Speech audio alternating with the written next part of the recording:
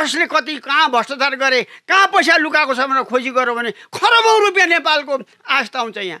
अहिले यी सत्ताधारी अथवा यी दलहरू चीन, भारत र अमेरिकाको 3टा कार्ड देखाउने, चीनतिर जाने भारत र अमेरिकाको कार्ड देखाउने, भारततिर जाने चीन र अमेरिकाको कार्ड देखाउने, अमेरिका जाने चीन र भारतको कार्ड देखाउने। अमेरिकनले त के पनि भनेको छ भने होइन, दक्षिण एसियामा उत्तर कोरिया र चीनलाई लक्षित गरेर मध्यम रेन्जको चाहिँ हामी छेप्यासेर राख्दैछौँ भनेको छ र सायद त्यो छेप्यासेर राख्ने ठाउँ चाहिँ नेपालै होला। यही अवस्थामा यही गणतन्त्र, धर्मनिरपेक्ष र संहिता मानेर प्रधानमन्त्री हुनुभन्दा बरु आत्महत्या गर्छु, ठिक्क त्यस्तो प्रधानमन्त्री खानुभन्दा म अहिले आफू स्वतन्त्र छु। 2063 साल पछाडि यी देशद्रोहीहरू सत्तामा आए, काङ्ग्रेस, माओवादी, एमालेहरू यी सत्तामा आए।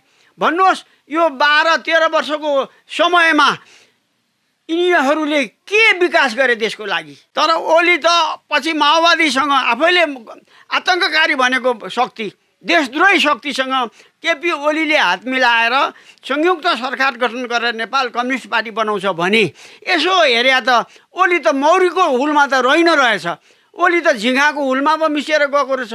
यो संविधान यस्तो संविधान हो जसको मिति पनि लेखेको छैन।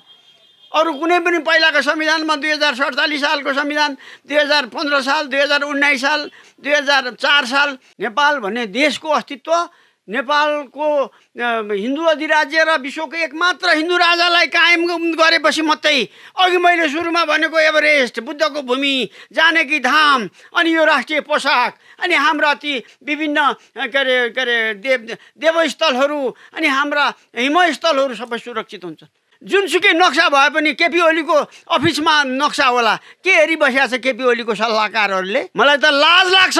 यिनीहरूलाई 1 मिनट पनि सत्तामा बस्ने अधिकार छैन। नेपाललाई यिनीहरूले अफगानिस्तान बनाउँदैछन्। अफगानिस्तान भनेको रुस र अमेरिकाको द्वन्द्व हो। पुष्पकमल दाहालकी श्रीमतीलाई औषधि गर्नका लागि म इन्डो पेसिफिकमा सही गरिदिन्छु भने त्यहाँबाट उनले चाहिँ के भने भिसा लिए, अमेरिकाको फाइदा पनि लिए।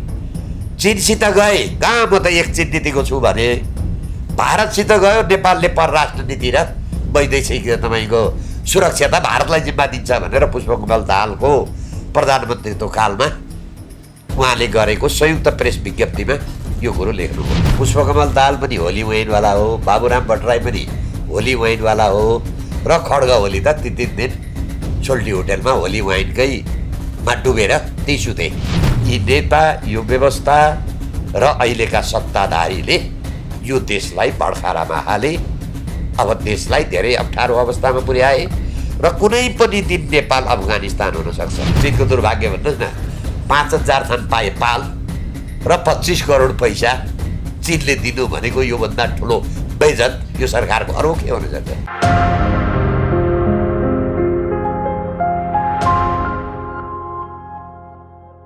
हजुरलाई pnpkhबर.com मा स्वागत छ। धन्यवाद। आराम हुनुहुन्छ? हजुर यस्तै छ। अहिले पछिल्लो समय के गर्दै हुनुहुन्छ तपाईँ? खोइ के गर्ने, लेखिन्छ, ठाउँ ठाउँमा गएर बोलिन्छ, रातभरि निन्द्रो लाग्दैन, देशको अधोगति देखेर साह्रै चिन्ता छ। त्यसै विषयमा मलाई यो राष्ट्रियताको पीडाले सताएको छ। विगत धेरै लामो समयदेखि तपाईँ राजनीतिमा सक्रिय व्यक्ति, अहिले पछिल्लो नेपालको समसामयिक अवस्थालाई चाहिँ कसरी निहाल्नु भएको छ? अहिले समसामयिक राजनीतिक भनेको चाहिँ के हो भने यो देशद्रोहीहरूको देश कब्जामा परेको छ। नेपालको परिस्थिति यस्तो छ कि यस्तो सार्वभौम सत्ता सम्पन्न देश, विश्वले मानेको देश नेपाल आज यस्तो विखण्डनकारी अवस्थामा छ कि कोही पनि सत्तामा बस्नेहरूले नेपालको राष्ट्रियताको सवालमा एउटा शब्द बोलेका छैनन्, बोल्न चाहँदैनन्। 2007 सालदेखि यहाँ नेहरू डक्ट्रिन लागू भयो। भारतले नेपाललाई आफ्नो प्रभाव क्षेत्र बनाउन खोज्यो। त्यसबाट मुक्त हुनलाई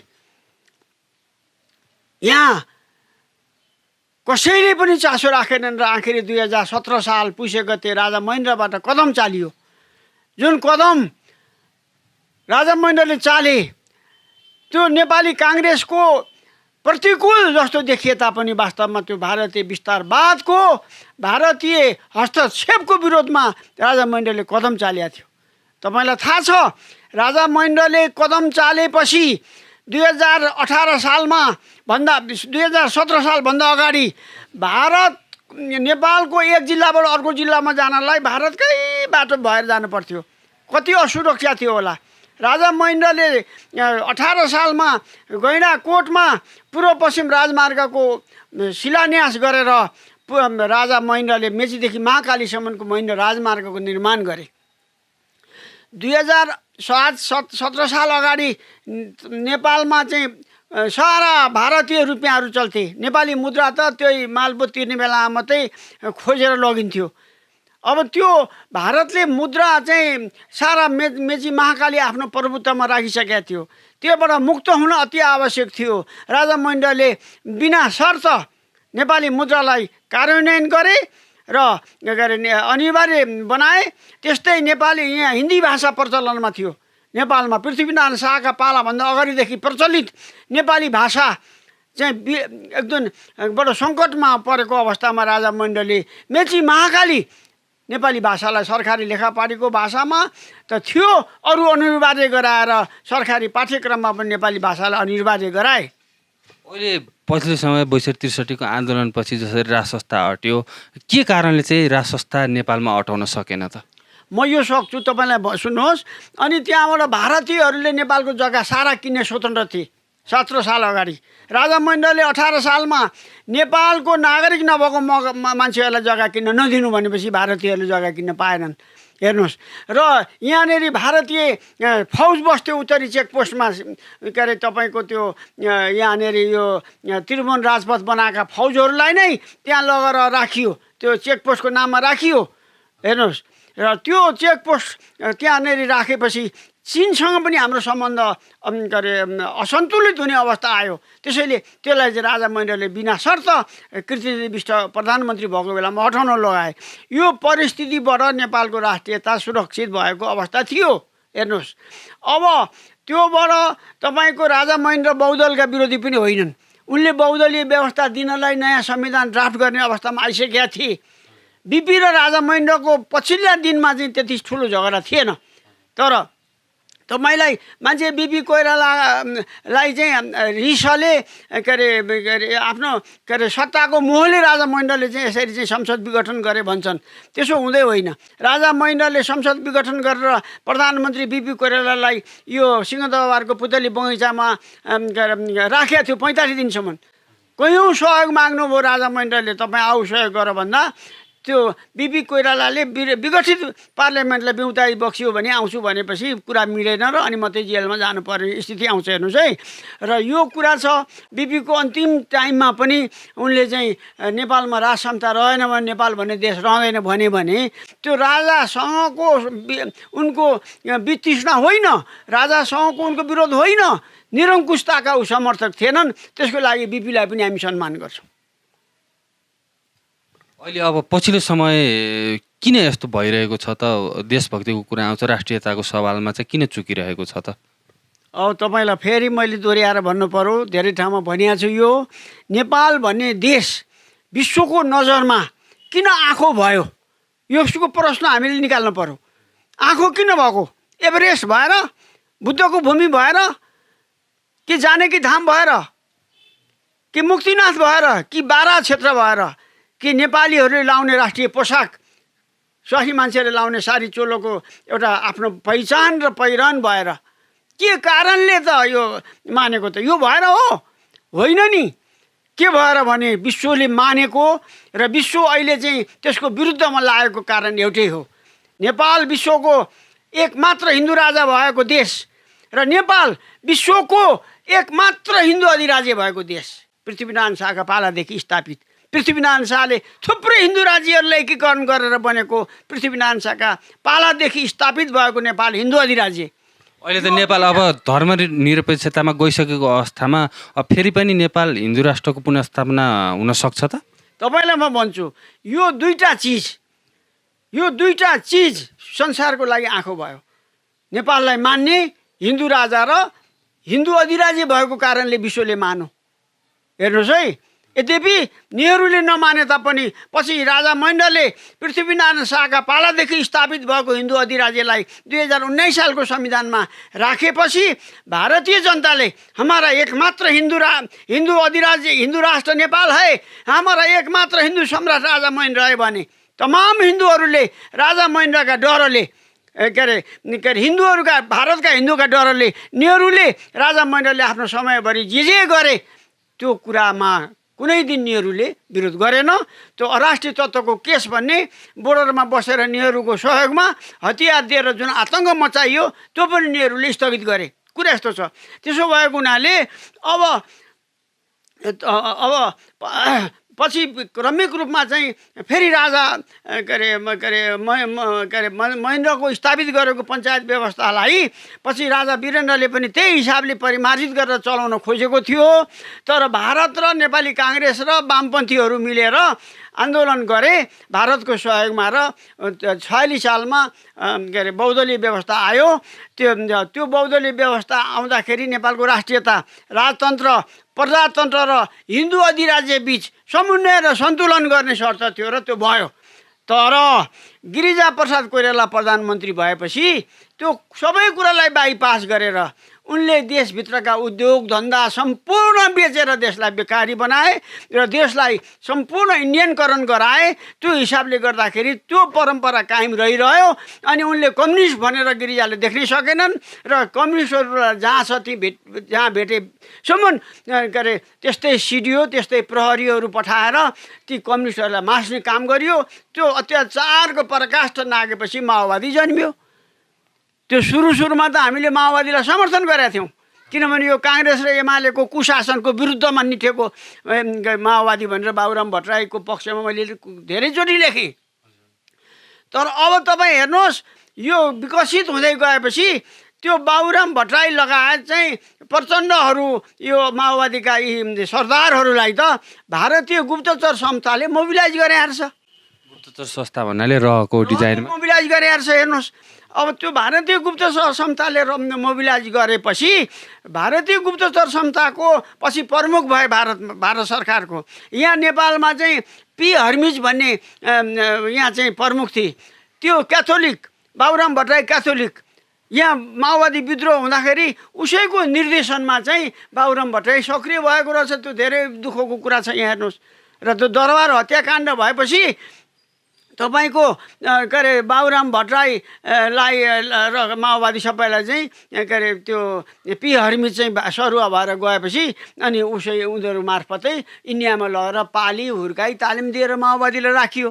हेर्नुहोस्, जब माओवादी भारतीय पक्षको तालिम प्राप्त भयो भनेर रहले बुझ्यो अनि यहाँका गद्दार नेताहरू गिरिजाप्रसाद कोइराला जस्ता, माधव नेपाल जस्ता कुख्यात भारत परस्त दलालहरूलाई डाकेर 12 बुँदेमा हस्ताक्षर गराएपछि तपाईँलाई म भन्छु 12 बुँदे सहमति गरेका बेलादेखि बाबुराम भट्टराई, प्रचण्डे र यो गिरिजा, माधव नेपाल लगायतका तमामहरूको मैले चाहिँ कुनै दिन पनि समर्थन गर्ने अवस्था आएको छैन। विशेष गरेर दरबार हत्याकाण्डको विषयमा चाहिँ दिपेन्द्रले हत्या गरेको भन्ने सन्दर्भ बाहिरिरहेको अवस्था छ। यसमा वास्तविकता चाहिँ के हो? त्यही हो, तपाईँलाई भन्छु, डाक्टर उपेन्द्र देवकोटाले दिपेन्द्रको हुबहु अवस्थाको हेरे र त्यो हेरेपछि उनको रिपोर्टमा के छ भने दिपेन्द्रले देब्रे हात चलाउने गर्थे। उनले चाहिँ अब लेख्दाखेरि पनि बन्दुक हान्दा पनि देब्रे हातले चलाउँथे। त्यो दरबारभित्र ठाउँ ठाउँमा बन्दुक पड्काउँदा पनि। र उनले सबैलाई मारेपछि, सबैलाई दरबार हत्याकाण्डमा बाबु आमा अरू नातागोतालाई मारिसकेपछि उनले पनि खप्न नसकेर उनले सुसाइड गरे।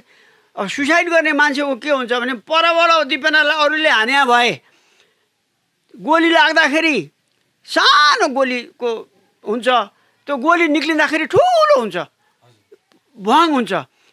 त्यो अर्काले हान्दा, आफूले हान्दाखेरि सानो दुलो हुन्छ, निक्लिँदाखेरि भुवाङ हुन्छ, ठिक उल्टो हुन्छ। अब त्यो गोली दाहिनेतिरबाट लाग्यो भए अर्काले पनि हान्यो कि भन्ने पनि ठहर थियो। तर दिपेन्द्रको देब्रे हातले हानेको गोली देब्रे नैतिर हानेको हुनाले र सानो दुलो छ हाने ठाउँमा र निक्लिँदा भुवाङ भएको रिपोर्ट आएपछि कसले मान्यो त? यो उपद्रवीहरूको कुरा हो हरेकलाई आरोप लाउने। यद्यपि राजा ज्ञानेन्द्रको निर्देशनमा यस्तो भएको भने बाबुराम भट्टराईले त्यो यहाँको गुप्तचर प्रमुखको निर्देशनमा कान्तिपुरले दरबार हत्याकाण्डको 7 दिन पछाडि लेखेको थियो। अहिलेसम्म किन यो घटनाको रहस्य बाहिरिन सकेन, पर्दाफास हुन सकेन? अब सबै तपाईँ हामी सबै दुनियाँ होइन त्यो दिपेन्द्र हुँदै होइन भनेर अरूलाई नै दोष लाउन चाहन्छौँ भने त त्यो त गलत कुरा हो नि। हामी आफैले गल्ती कुरा गरिरहेका छौँ, हामीले जनतालाई भ्रमित पार्ने कुरा गरिरहेका छौँ। जबकि दिपेन्द्रले के अरे दिवानीसँग बिहे गर्न पाइनँ भने म चाहिँ दरबारलाई सखाप गर्छु भनेर ठाउँ ठाउँमा बोलेको छ, ठाउँ ठाउँको मान्छेलाई भनिएको छ। नभएदेखि ती बाँचेका मान्छेहरूले त काहीँ न काहीँ खुल्थे नि त। तपाईँको कोही तिनीहरू किन नखोल्ने, कसको डर छ तिनीहरूलाई? त्यसैले यिनीहरू अफवाह आफै फैलाएर हिँडेका छन्। 62 सालमा 12 बुँदे सहमति गर्ने सबै नेताहरूको तपाईँ त्यो समयदेखि विरोधमा उत्रिरहनु भएको छ, यस्तो चाहिँ किन? तपाईँलाई म भनौँ, 12 बुँदे सहमतिमा यिनीहरूले जुन हस्ताक्षर गरे, भारतीय डिजाइनमा, सोनिया गान्धीको डिजाइनमा, नेपाललाई इसाईकरण गर्ने डिजाइनमा, नेपालको अधोगति गर्ने डिजाइनमा, नेपाललाई गणतन्त्र स्थापित गर्ने डिजाइनमा जुन सहमति गरे त्यो कुरा पत्ता भयो। राजाको नजिकमा बसेर राजाको नेतृत्वमा बसेका 47 सालको संविधानका निर्माताहरू अनि ती माओवादी पनि राजासँग हात मिलाउन खोज्ने माओवादीहरू भारतको शरणमा पुगेर 12 बुँदे सहमति गर्छन् भने 12 बुँदे सहमति गर्नेहरूलाई देशद्रोही भन्नुपर्छ कि परेन भन्नुहोस् त? तपाईँलाई म एउटा प्रश्न गर्छु। 2063 साल पछाडि यी देशद्रोहीहरू सत्तामा आए, काङ्ग्रेस, माओवादी, एमालेहरू यी सत्तामा आए। भन्नुहोस् यो 12-13 वर्षको समयमा यिनीहरूले के विकास गरे देशको लागि? भन्नुहोस्। यिनीहरूले घुस खाने, भ्रष्टाचार गर्ने। नेपालमा संविधान, नयाँ संविधान पाएको छ, गणतान्त्रिक मुलुक भएको छ, निकै ठुला ठुला योजना परियोजनाहरू बन्दैछन् नि अहिले। तपाईँलाई म भन्छु, संविधान त आयो त यो केपी ओली, सुशील कोइरा त मरेर गए पनि उनले, यही प्रचण्ड, यही बाबुराम भट्टराईले लेखे पनि यो संविधान यिनीहरूले बनाएको। यो संविधान त क्रिस्चियन मुलुकले बनायो, युरोपियन युनियनले बनायो। सोनिया गान्धीको निर्देशनमा पहिला नै तयार भइसकेको थियो। किनभने यो गणतन्त्र, धर्मनिरपेक्ष र संहिता भन्ने एजेन्डा माओवादीको पनि होइन, काङ्ग्रेसको पनि होइन, एमालेको पनि होइन। विदेशी एजेन्डा बोकेर संविधान, कथित संविधान मार्फत यिनीहरूले जुन कालो संविधान मार्फत यिनीहरूले जुन के अरे स्थापित गर्न खोजेका छन्, देशलाई अधोगति गराउन खोजेका छन्, देशलाई टुक्र्याउन खोजेका छन्। त्यसैले गर्दाखेरि यो संविधान भन्या तपाईँले भन्नुभयो संविधानै होइन, यो एउटा कालो एउटा के अरे देशद्रोहीहरूको घोषणापत्र हो। यसमा म ठोकेर भन्छु, यो संविधान यस्तो संविधान हो जसको मिति पनि लेखेको छैन। अरू कुनै पनि पहिलाको संविधानमा 2047 सालको संविधान, 2015 साल, 2019 साल, 2004 साल अन्तरिम संविधान फलाउनु भन्ने हुन्छ। त्यो कहाँ यसमा विक्रम सम्मत 2072 भन्ने लेखेकै छैन। नलेखिएको मिति नै नलेखिएको संविधानलाई मानेर हिँड्न त सकिँदैन नि भैया। भारत र युरोपियन युनियनले मात्र नेपाललाई टार्गेट गरिरहेको अवस्था हो त तपाईँको भनाइअनुसार? त्यसो होइन। भारत अहिले हाम्रो अनुकूल छ, अथवा विदेशी शक्ति अहिले हाम्रो अनुकूल छ। चाइना पनि हाम्रो विपक्षमा छैन। भारत हाम्रो भारतीय जनता पार्टी नेपालमा चाहिँ स्थापित होस् भन्ने चाहन्छ। यहाँनिर के छ भने तपाईँको के अरे हामीलाई खतरा कुनै छ भने यो पश्चिमाहरूको मात्रै छ अहिले। किन सोनिया गान्धी अन्तिम भइसक्यो, उनी पनि युरोपियन युनियनलाई कन्भिन्स गराएर उनले त्यो एजेन्डा लागू गरिन्। अब उनको चाहिँ अहिले समाप्त भइसकेको छ। युरोपियन युनियन अहिले सक्रिय छ, उसको निर्देशनमा, उसको चाहिँ खर्चमा, उसका एनजिओहरू मार्फत यहाँका तमाम राजनीतिक दलहरूलाई मोबिलाइज गरेका छ। हेर्नुहोस्, अब तपाईँलाई म अर्को खतरा भन्छु। यो कुरा गर्दै जाँदा नेकपा, अहिलेको नेकपा, नेपाल कम्युनिस्ट पार्टी एमाले र माओवादी केन्द्र मिलेर बनेको नेपाल कम्युनिस्ट पार्टी, यो पार्टी एकीकरण हुनुमा पनि विदेशी शक्तिकै हात हो त? यो त होइन। यो त एमालेको पनि इन्ट्रेस्ट, माओवादीको पनि इन्ट्रेस्ट। हेर्नुहोस् है, अब यो कसो छ भने नि, यहाँ कमल थापाले राष्ट्रियवादीहरूलाई धोका दिएपछि हामी राष्ट्रवादी तमामले हाम्रो भोट चाहिँ एमालेको खड्ग ओलीले के राष्ट्रियताको अलान लिएको हुनाले उसलाई हामीले भोट हाल्यौँ। तर हामीलाई ठुलो धोका भयो। किन भोट हाल्यौँ भने खड्ग ओली चाहिँ मौरीको हुलमा हिँडेको छ, मौरीको हुलमा हिँडेको छ र यसले चाहिँ महको भण्डारमा यसले बनाउँछ र दुनियाँदारहरूलाई राम्रो हुन्छ भन्ने हामीले सोच्यौँ। तर ओली त पछि माओवादीसँग आफैले आतङ्ककारी भनेको शक्ति, देशद्रोही शक्तिसँग केपी ओलीले हात मिलाएर संयुक्त सरकार गठन गरेर नेपाल कम्युनिस्ट पार्टी बनाउँछ भने यसो हेरे त ओली त मौरीको हुलमा त रहि न रहेछ। ओली त झिँगाको हुलमा पो मिसिएर गएको रहेछ। झिँगाको हुलमा जाँदा के हुन्छ भने झिँगाले कि फोहोरमा जान्छ कि रसायनमा जान्छ। मैले देखेको छु केपी ओली अहिले रसायनमा छ। भनेपछि अब आगामी दिनमा चाहिँ नेपाल कम्युनिस्ट पार्टीको भविष्य कतातिर जान्छ? यसको केही भविष्य छैन। यिनीहरूको मेलमिलाप पनि हुँदैन र यो कम्युनिस्ट पार्टीलाई चाइनाले प्रयोग गरे मात्रै हो। तपाईँ म जो प्रधानमन्त्री भए पनि त्यो सही गराउँथ्यो। चाइना यहाँ किन आउँदैछ भने नि केपी ओलीका मायाले होइन, नेपालको मायाले पनि होइन। हुन त हाम्रो चाइना भने मित्र शक्ति हो। तपाईँले विगतमा पनि चिनको समर्थन धेरै गर्नुहुन्थ्यो, अहिले पछिल्लो समयमा चाहिँ चिनको विरोधमा किन उत्रिनु भयो तपाईँ? म चिनको पहिला पनि समर्थक हुँ, अहिले पनि छु। तर अब समस्या के छ भने चाइनालाई टुक्र्याउन खोज्यो सिआइएले। यहाँ चाहिँ वान बेल्ट वान रोड ल्याउने भयो, जलस्रोतको कार्यक्रम ल्याउने भयो, यहाँ विभिन्न कार्यक्रमहरू ल्याउने भयो, यहाँनिर सिँचाइ इत्यादि कार्यक्रम ल्याउने भयो। त्यो ल्याउने भयो हेर्नुहोस् है। अब त्यो किन ल्याउने भयो? त्यसको लागि एउटा सही गराउने मान्छे त चाहिन्थ्यो, केही सही गराउनु त मान्छे चाहिन्थ्यो। ओलीलाई पायो, ओलीलाई सही गरायो। ऊ यहाँ आउन आफै इच्छुक थियो, बाटो हेरिरहेको थियो। किनभने त्यो फ्री टिबेटवाला सिआइएका फौजहरू कहाँ छन्? सिआइएको के षड्यन्त्र छ भनेर चाइना पस्न खोज्यो। चाइना वान बेल्ट वान रोडको नाममा नेपालमा पस्दैछ अनि जलस्रोत र विभिन्न आयोजना गरेर उसको इन्ट्रेस्ट यहाँ बढेको छ। जब चाइनाको प्रवेश यहाँ यही केपी ओली, यही शेरबहादुर, यही प्रचण्ड जस्ता गद्दारहरू देशको प्रधानमन्त्री भएको बेलामा, सत्तामा भएको बेलामा चाइनाको वान बेल्ट वान रोड आयो, नेपाल रहन्छ? नेपाल गयो। हिजो भारतले खान्छ नेपाल भन्थे, पहिला त चाइनाले पो खाइदिने भयो। किनभने चाइना यहाँ आएपछि त फर्किँदैन हो।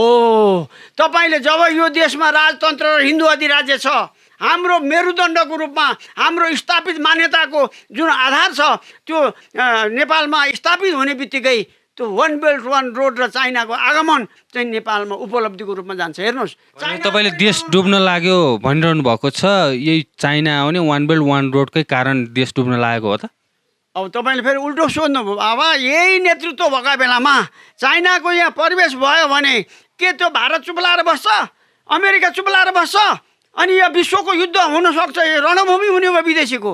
हो, यहाँ राज संस्था स्थापित गरिदेऊ, कुनै पनि प्रकारको राज संस्था, स्थायी राष्ट्र प्रमुख तपाईँ यहाँ खडा गरिदेऊ। तपाईँको चाहिँ यहाँ तपाईँको चाहिँ हिन्दू अधिराज्य नेपालको चाहिँ विश्वव्यापी पहिचानलाई राखिदेऊ। त्यसमा त्यो चाइनाको कमिङ पनि नेपालको लागि गिफ्ट हुन्छ, उपलब्धि हुन्छ। यो म बार बार भन्छु। त्यसैले चाइना हाम्रो जस्तो मित्र थियो त्यस्तै हुन्छ। जबकि यहाँ चाहिँ देशद्रोहीहरूको सत्ता छ भने त्यो त चाइनाले पनि बुझाएको छ नि। सम्भव छ र हिन्दू राष्ट्र र राज संस्था पुनर्बहाली हुन? त्यो भएन भने नेपालको कुरै नगर्नुहोस्। नेपाल भन्ने देशको अस्तित्व, नेपालको हिन्दू अधिराज्य र विश्वको एकमात्र हिन्दू राजालाई कायम गरेपछि मात्रै, अघि मैले सुरुमा भनेको एभरेस्ट, बुद्धको भूमि, जानकी धाम, अनि यो राष्ट्रिय पोसाक, अनि हाम्रा ती विभिन्न के अरे देवस्थलहरू, अनि हाम्रा हिमस्थलहरू सबै सुरक्षित हुन्छन्। त्यहाँ छ कडी। त्यो कडीलाई नफाली यहाँ इसाईहरूले विश्वमा इसाई साम्राज्य स्थापित गर्न सकेनन्। नेपाल विश्वको एकमात्र हिन्दू अधिराज्यलाई समाप्त नगरिन्जेल विश्वमा चाहिँ इसाई साम्राज्य स्थापित हुन नसक्ने भयो भनेर अथाह पैसा, खरबौँ पैसा युरोपियन युनियन र अरू पश्चिमा इसाई राष्ट्रहरूले खर्च गरिरहेका छन् यहाँ। त्यसैले तपाईँलाई यो हिन्दू अधिराज्य होइन, पृथ्वीनारायण शाहको राष्ट्रिय एकीकरणसँग सम्बन्धित विषय र नेपालको चीन र भारतको बिचको सन्तुलन कायम गर्ने र नेपाली जनताको संरक्षक र नेपालको संरक्षक र नेपालको देवभूमिको संरक्षकको रूपमा स्थापित राज संस्थालाई तपाईँ नराख्ने हो भने नेपाल भन्ने देशको कुरा किन गर्नुहुन्छ? नेपाल त गयो। त्यसैले नेपाल जाने कुरा नगरौँ, नेपाललाई स्थापित गर्नुपर्छ। नेपाललाई स्थापित गर्न हिन्दू राज्य र राज संस्था मात्रै अन्तिम विकल्प हो त? अन्तिम विकल्प। यो दुईटा राखेपछि यिनै प्रधानमन्त्री हुन्, यही केपी ओली होस्, यही प्रचण्ड शेरे होस्, या शेरबहादुर होस्, के फरक पर्छ? तपाईँको चाहिँ नीति कार्यक्रम अनुसार देश चल्ने हुन्छ, भ्रष्टाचार गरेकालाई कारबाही हुन्छ। यी नेता त 62 साल 63 साल पछाडि सत्तामा जो आए तिनीहरू नेता र उनीहरूले परिचालन गरेका मन्त्रालय र उनीहरूले परिचालन गरेका संस्थानहरूका जिएमहरूको कति नाम उतारेर कसले कति कहाँ भ्रष्टाचार गरे, कहाँ पैसा लुकाएको छ भनेर खोजी गऱ्यो भने खरबौँ रुपियाँ नेपालको आस्था हुन्छ। यहाँ यो देशद्रोही यी अपराधीहरूले लुट्ने र भ्रष्टाचार गर्ने र पैसा कमाउने र आफ्नो मान्छेलाई सम्पन्न बनाउने बाहेक केही पनि गरेनन्। अरू के गरे देशको लागि भन्नुहोस्? तपाईँ यदि आफै प्रधानमन्त्री बन्ने अवसर पाउनुभयो भने चाहिँ के गर्नुहुन्छ? म यो संविधान अन्तर्गत यही अवस्थामा यही गणतन्त्र धर्मनिरपेक्ष र संहिता मानेर प्रधानमन्त्री हुनुभन्दा बरु आत्महत्या गर्छु। ठिक्क त्यस्तो प्रधानमन्त्री खानुभन्दा म अहिले आफू स्वतन्त्र छु, मलाई स्वाभिमानी ठानेको छु। म मात्र देश बचाउने देशद्रोहीहरूको विरुद्धमा सशक्त हुन पाऊँ भनेर मेरो पशुपतिनाथसँग मेरो प्रार्थना छ। यो लिम्पियाधुरातिर करिब 10,019 वर्ग किलोमिटर क्षेत्रफल घटेको सीमा विवादबारे चाहिँ अहिलेसम्म किन राजनीतिक दलहरूले चाहिँ समाधानको उपाय निकाल्न सकेनन् त? राजनीतिक दल यिनीहरू एमाले, नेपाल कम्युनिस्ट पार्टी, यो काङ्ग्रेस, नेपाली काङ्ग्रेस, यी देशद्रोही पार्टी यो देशको विखण्डन गर्न लागेको छ अवस्था। त्यो अवस्थामा सिमाना कुरा गर्नुहुन्छ। जुनसुकै नक्सा भए पनि केपी ओलीको अफिसमा नक्सा होला, के हेरिबसेको छ केपी ओलीको सल्लाहकारहरूले? मलाई त लाज लाग्छ। यिनीहरूलाई 1 मिनट पनि सत्तामा बस्ने अधिकार छैन। नापी विभागले के हेर्छ? नापी विभागको त्यो कार्यालयलाई नै बन्द गरिदिए हुन्छ, किनकि जसले चाहिँ देशको नक्सा चाहिँ विपरीत भारतमा लगेर बनाउँछ र उसले आफ्नो खुसी बनाएको नक्सालाई मान्छ भने यो सरकार जस्तो तल्लो स्तरको र देशद्रोही सरकार को होला? त्यसैले अहिले हेर्नुहोस्, यहाँ तराई विखण्डनको लागि 2 नम्बर क्षेत्रलाई यिनीहरूले चाहिँ विखण्डन मधेस भनेर छुट्टै मधेस राख्ने बनाउने भन्ने अपराधीलाई कारवाही गर्न यिनीहरू अहिलेसम्म चुप लागेर बसेका छन्। तपाईँलाई म भन्छु, यो के हो भने देशलाई धरातलमा लानेर देशको अधोगति गराएर टुक्राउने यिनीहरूको नियत छ। त्यसो खड्ग ओलीले के भनौँ? हामी त्यो सिके राउतलाई कारवाही गर्न सक्दैनौँ भनौँ, त्यस्तो भन्नुहुन्छ प्रधानमन्त्री जस्तो मान्छेले? त्यस्तो पनि देशको प्रधानमन्त्री छ भनेपछि यो देशको भविष्य के होला आफै कल्पना गर्नुहोस्। त्यसैले म कोही पार्टीको मान्छे पनि होइन, म 62 सालभन्दा पछाडि कुनै पार्टीमा पनि छैन। हेर्नुहोस्, हुन्छ, हामी अन्तिमतिर पनि छौँ कार्यक्रमको। अन्तिममा चाहिँ अब देशलाई विखण्डन हुनबाट बचाउन भनेर देशलाई सही दिशामा अगाडि बढाउन चाहिँ के जनताहरू नै जागरुक हुनुपर्ने अवस्था भएको के हो? तपाईँको विश्लेषण बताइदिनु। अब जनताको हकमा कुरा गर्नुहुन्छ भने हामी 1 लाख भेला भएर निर्मल निवास गरेर राज संस्था पुनर्बहाली गरौँ भनेर राजालाई चाहिँ लिएर निर्मल नारायण नीति आए पनि त्यो कुरा चाहिँ को प्रभाव त्यस्तो पर्दैन, किनभने अन्तर्राष्ट्रिय शक्तिले विदेशीहरूले यहाँ गणतन्त्र धर्मनिरपेक्ष र संहिता ल्याइरहेछन्। त विदेशी शक्ति यसमा अनुकूल हुनु पर्यो र अहिले भारत अनुकूल छ।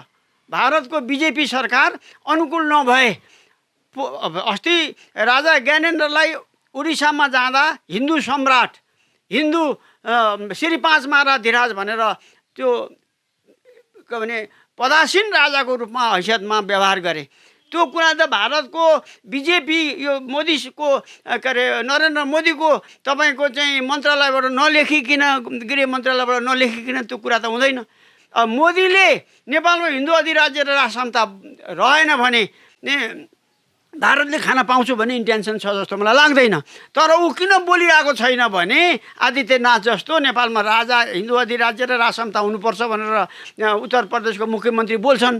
किन ऊ बोलिरहेको छैन भने उहाँ के अरे मोदी बोलिरहनु भएको छैन भने यहाँका काङ्ग्रेस, एमाले, माओवादी एकमुख लागेर मोदीको विरोध गर्छन् र अन्तर्राष्ट्रिय बेइज्जत हुन्छ भनेर उसले बुझेको होला, उसका सल्लाहकारले त्यो भनेको होला। तर ऊ चाहिँ राज संस्था र हिन्दू अधिराज्यको पक्षमा छ। अमेरिका पनि त्यसको समर्थनमा हुनुपर्दछ। चाइनाले पनि आफ्नो मित्र शक्ति गुमाएको छ र यिनीहरू अस्थिर नेताको पक्षमा ऊ छैन। ऊ एनेकेन प्रकारले नेपालमा राज संस्था आएमा चाइना पनि समर्थक हुन्छ। त्यसैले त्यो बेला आउँदैछ, तपाईँलाई म ग्यारेन्टीका साथ भन्छु त्यो बेला अब आउँदैछ। अब यी देशद्रोही अपराधीहरूलाई मैले बुझेसम्म यी सत्तासीन प्रतिपक्ष ग्यारेन्टीका साथ भन्नुभयो, अहिलेको यो कम्युनिस्ट सरकारकै पालामा यो सम्भव छ? मलाई त लाग्छ यही कम्युनिस्ट सरकारले नै बाध्यतावश नेपालमा हिन्दू अधिराज्य र राज समता रहेन भने यो देश नबाँच्ने रहेछ भनेर निर्णय गर्ला। मलाई लाग्दछ यो केपी ओली यसको विपरीतमा नहोला, तर कुन कुरोले यसको मज खाइदिएछ त म भन्न सक्दिनँ। मेरो त गाउँले हो, मेरो त यो जिल्लाको पनि मान्छे हो झापाको। म भन्छु मलाई त यो केपी ओलीले नै यो कुरा प्रस्ताव ल्याउन सक्छ जस्तो लाग्छ। ल्याएन भने म भन्छु केपी ओली चाहिँ अघि मैले भने रक्षानमा बास भएको छ, त्यसको रक्षानमा मात्रै होइन गिरिजाभन्दा एउटा एउटा बदनाम हुनेछ केपी ओली र कम्युनिस्टहरूको नेपालमा अस्तित्व सदाको लागि समाप्त हुन्छ। यो कुरा बुझ्नुहोस्, कम्युनिस्टै होइन यिनीहरू, त्यसमा पनि यिनीहरूले आफूलाई जे चिनाए त्यो आफ्नो हैसियतबाट समाप्त हुन्छन्। त्यसैले म 47 सालको संविधानको अपरिवर्तनीय बुँदा के लेखा छ त्यो हेर, र नेपालको राष्ट्रियता, राजतन्त्र र प्रजातन्त्र र हिन्दू अधिराज्यलाई समन्वय र सन्तुलन गरेर यो देश बचाउँ भनेर यिनीहरू अगाडि बढुन्, त्यसमा हाम्रो समर्थन हुन्छ। हुन्छ, यहाँको अमूल्य विचार र समयको लागि यहाँलाई धन्यवाद। धेरै धन्यवाद है भाइ। आराम हुनुहुन्छ? आराम। मेलम्ची खानेपानी आयोजनाभित्र भएको अनियमितता र भ्रष्टाचारको कुराहरू उठाइरहनु भएको थियो, अहिले कहाँ पुगिरहेको छ यो प्रक्रिया, के गर्यो? हामीहरूले अस्ति केही समय अगाडि बसन्तपुरमा सार्वजनिक सुनवाई गऱ्यौँ। अब विभिन्न सभामा हामीहरूले यो 33 वर्षसम्म मेलम्ची आयोजना ल्याउन नसक्ने व्यवस्था र ती नेता, यो व्यवस्था र यी नेता चाहिँ मेलम्ची आयोजनाकै कारणले असफल भइसके। यो त तपाईँको अरू विदेशमा भन्ने हो भने 2-3 वर्षको काम हो। गत वर्ष असोजमै सम्पन्न हुने उपत्यकामा खानेपानी आउने घोषणा मन्त्रालयकै अधिकारीले गरिसकेको अवस्था, त्योभन्दा 2 वर्ष अगाडि वैशाख 1 गते आउने भने, त्यसपछि दसैँमा आउने भने। र यो कस्तो हो भने यो मेलम्ची बनाउने उद्देश्य नै होइन यिनीहरूको। यो के हो भने मेलम्चीलाई दुहुनु गाई बनाएर दुध खाने। तपाईँ 46 सालदेखि हरेक नेताका घरमा मेलम्चीका गाडी छन्। अहिले पनि सायद पुष्पकमल दाहाल, शेरबहादुर देउबा र ठुल्ठुला नेताहरू मेलम्चीकै गाडी चढ्छन्। र यो मेलम्ची भनेको चाहिँ भ्रष्टाचार गर्ने माध्यम भनौँ। राजाको 59-60 को शासनकालमा यही मेलम्ची आयोजनाको भ्रष्टाचारलाई भनेर शाही आयोगले थुनेको थियो। शेरबहादुर थुनिए, प्रकाशमान सिंह थुनिए, अरू पनि मान्छे थुनिएका थिए। पछि सर्वोच्च अदालतले शाही आयोग गलत भनेर छोडो, तर भ्रष्टाचारको अनुसन्धान भएर। र अहिले चाहिँ यो अगाडिको यो नर्वेजियनलाई जुन कन्स्ट्रक्सन कम्पनी थियो त्यसलाई भगाउनुको पछाडि के देखिन्छ भने पुष्पकमल दाहालका घर धनीलाई ठेक्का दिनका लागि यो उनकी बुहारीले यो गरेको काम हो। त्यतिका लागि 24 गते मात्रै सैलुक कन्स्ट्रक्सनलाई त उहाँले ठेक्का दिनुभयो। पहिले ठेक्का दिनलाई के गर्नु पऱ्यो भने विदेशीलाई भगाउनु पऱ्यो। तपाईँले सुन्नुभयो विदेशीलाई भगाउने 4 करोडको चाहिँ पैसाको चाहिँ बार्गेनिङ रहेछ सचिव र मन्त्रीको कुरा। अहिले त्यसलाई भगाइसकेपछि उनकी बुहारीले पुष्पकमल दाहालका घर धनीलाई दिए, त्यो पनि सायद बिना प्रतिस्पर्धा दियो। यो त यति ठुलो भ्रष्टाचार छ मेलम्ची आयोजनामा। र हामीहरूले नेपालका लागि नेपालीले के भनिरहेको छ भने 1.5 अरब भन्नुहोस् न, अब त्यो पनि फेरि बढाउँछन्। त्यसैले यो मेलम्ची आयोजना त नेपालमा आउँदैन। यो दुहुनु गाई हो यिनीहरूको। अहिले दुहुनु गाई पुष्पकमल दाहालले बनाए, उनकी बुहारीलाई खानेपानी मन्त्री बनाएको डिजाइन त्यही अन्तर्गत राखिएको हो। यो काम पहिलेदेखि तयारी थियो, विदेशीलाई खेदिने। त्यसपछि के हो भने बिना प्रतिस्पर्धा आफ्ना घर धनीलाई। र काठमाडौँमा जति ठुल्ठुला कन्स्ट्रक्सन कम्पनी ठेक्का दिएको छ, जस्तो भन्नुहोस् न नागढुङ्गाको सडक, तपाईँको जतिवटा नबनेका सडक छन्, यो तपाईँको यो चापागाउँको सडक, भक्तपुरको सडक, नगरकोट जाने सडक, त्यसपछि यो हाम्रो चाहिँ साँखु जाने सडक, जति नबनेका सडक छन् ती जम्मै पुष्पकमल दाहालका घर धनीकालाई दिएका ठेक्का हुन्। यो पनि पैसा लिन्छन्, तर के हो भने बनाउँदैनन्। यो बनाउने आयोजनै होइन। यो अर्को के हो भने 30 महिनाभित्र सम्पन्न गरिसक्नुपर्ने भनिएको छ यो सम्झौता पत्रमा र खासमा 2 वर्ष अघि नै सम्पन्न भइसक्नुपर्ने थियो। होइन होइन 30 महिना त लेखिन्छ। तपाईँलाई मेलम्ची आयोजना कृष्णप्रसाद भट्टराईले 46-47 सालमा चुनाव लड्दा मेलम्चीको पानी ल्याएर म काठमाडौँको सडक धोइदिन्छु भनेर चुनाव लडेका भन्न त भन्छन्, तर आउँछ कि आउँदैन प्रश्न त्यहाँ हो। यो कहिल्यै नआउने आयोजना हो। यो एसियाई विकास ब्याङ्क र वर्ल्ड ब्याङ्कले पैसा लगानी गर्ने यो इन्डो पेसिफिक अन्तर्गतको यो सम्झौता हो। यो खालि के हो भने राजनीति चलाउनका लागि पैसा दिने, मेलम्चीका लागि पैसा दिए भन्ने, तर त्यो पैसा चाहिँ यी पार्टीहरूले खाने। त्यो भन्दै पनि कसले खाने भन्दाखेरि माओवादीले खाने, पुष्पकमल दाहालले खाने। र यसमा त भोलि भन्नुहोस् न नागरिक सरकार आयो भने यसमा त यति ठुलो अनुसन्धान गर्नुपर्छ। अनुसन्धान गर्ने हो भने आधीभन्दा बढी पैसा या दुरुपयोग भएको देखिन्छ। त्यो दुरुपयोग भएको पत्ता लगाउनुपर्छ, तर अहिलेको यो सरकार यी नेताले यो पत्ता लगाउँदैनन् र काठमाडौँका जनतालाई यति ठुलो धोका भयो। काठमाडौँ जनता खान पाएका छैनन्। यिनीहरूलाई मेलम्ची आयोजना चाहिँ के हो भने पैसा कमाउने माध्यम हो। त्यसैले यसमा काठमाडौँका जनता र मेलम्चीको आयोजना सहितको विरुद्धमा हामीहरूले असोज 4 गते 12 बजे माइतीघर मण्डलाबाट एउटा विरोध प्रदर्शन र सभा गर्दैछौँ। केही समय अगाडि हामीले मेलम्चीको सार्वजनिक सुनवाई पनि गऱ्यौँ बसन्तपुरमा। र त्यसैले भ्रष्टाचारको विरुद्धमा, राष्ट्रियताको सम्वर्धनका लागि, त्यसपछि गुठी विधेयक फेरि यिनीहरूले ल्याउँदैछन्, त्यो गुठी विधेयकको विरोध गर्नका लागि र मेलम्ची आयोजनामा भएको भ्रष्टाचारको छानबिनका लागि र समग्र हामीहरूले जम्मै कुरो उठाएर असोज 4 गते शनिबार 12 बजे हामीहरूले कार्यक्रम आयोजना माइतीघरमा गरेका छौँ। त्यसमा सम्पूर्ण जनता जसले मेलम्चीको कुरो थाहा छ, जसलाई वाइट बडीको कुरो थाहा छ, जसलाई बालुवाटारको जग्गा चाहिँ कम्युनिस्टका कार्यकर्ताले खाएको कुरो थाहा छ, ती जम्मै नेपाली दाजुभाइलाई त्यहाँ आएर एकता प्रदर्शन गरिदिने हो भने यो सरकारलाई जबसम्म तपाईँ दबाब दिनुहुन्न, दबाब नदिन्जेलसम्म चाहिँ यो काम आयोजना के हो भने अगाडि बढ्दैन।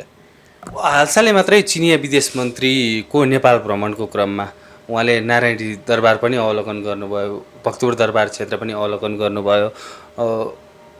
अहिले चिनिया विदेश मन्त्रालयले विज्ञप्ति जारी गरेर नेपाल इन्डो पेसिफिक रणनीतिलाई अस्वीकार गरेको भनेको छ, जसलाई चाहिँ नेपाली स्थित चिनिया राजदूतावासले पनि पुष्टि गरिसकेको अवस्था छ। नि कसरी लिनु? यो चाहिँ के हो भने यो काम पञ्चायतले पनि गरो।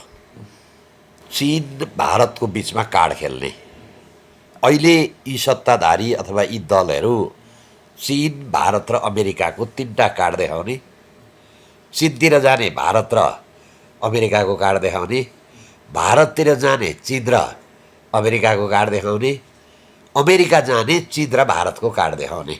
र अहिलेका सत्ताधारीलाई के एउटा मतलब उनीहरूलाई रहेछ भने हामी मात्रै यो संसारमा ज्ञानी छौँ, जम्मैलाई बेकुब बनाउन सक्छौँ।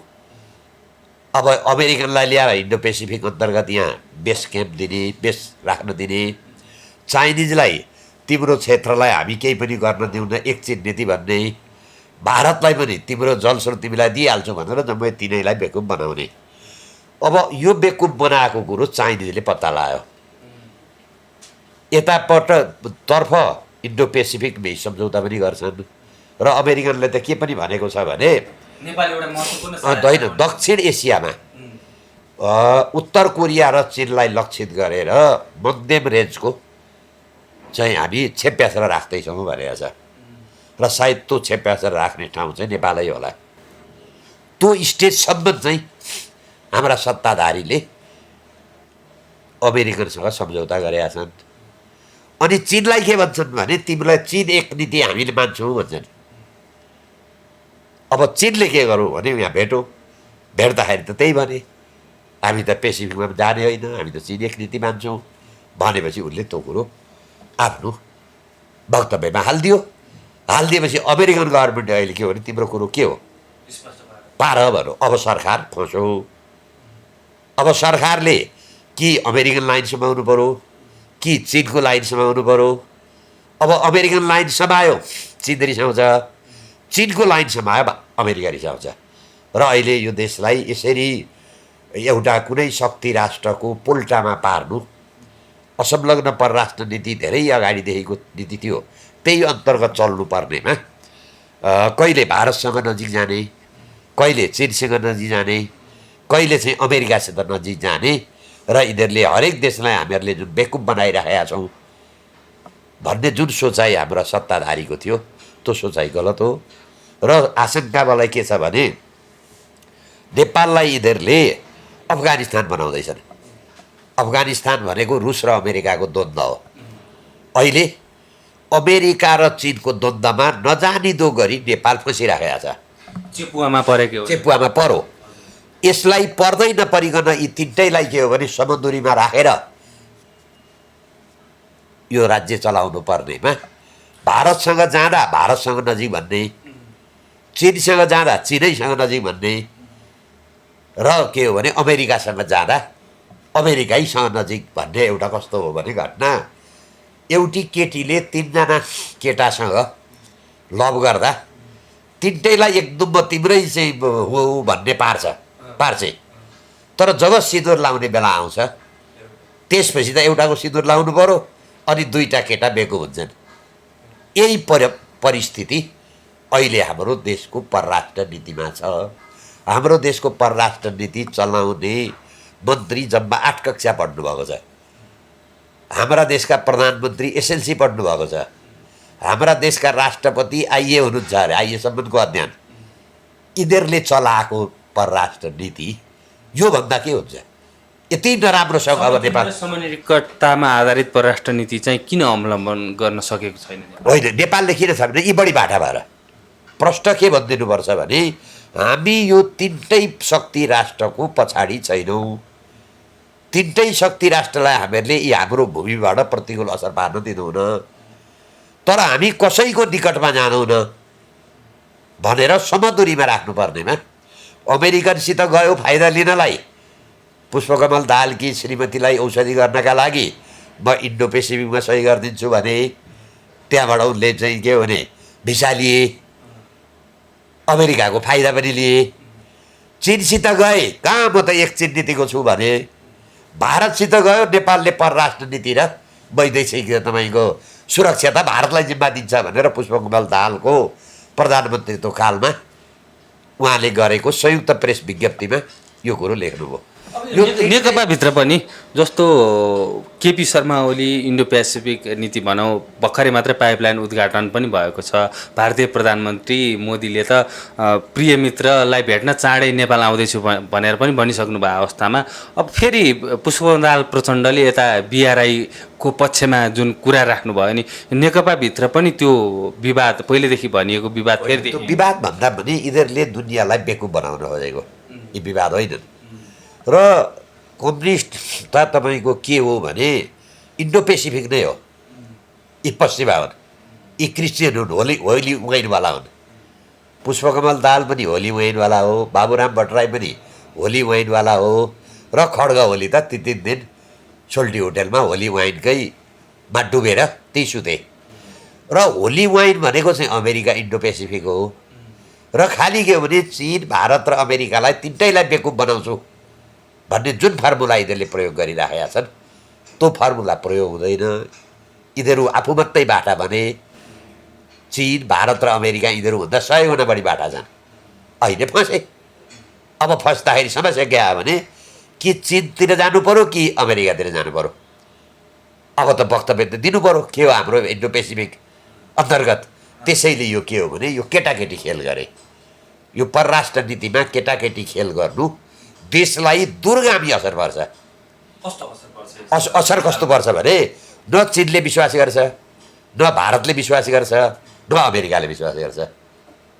तिनटैलाई बेकुब बनाएको हो नि। चीनसित गयो तिम्रै हुँ, चीनको हुँ म भन्छ। भारतसित गयो म भारतकै हुँ, 12 बुँदै दिल्ली सम्झौता भनौँ।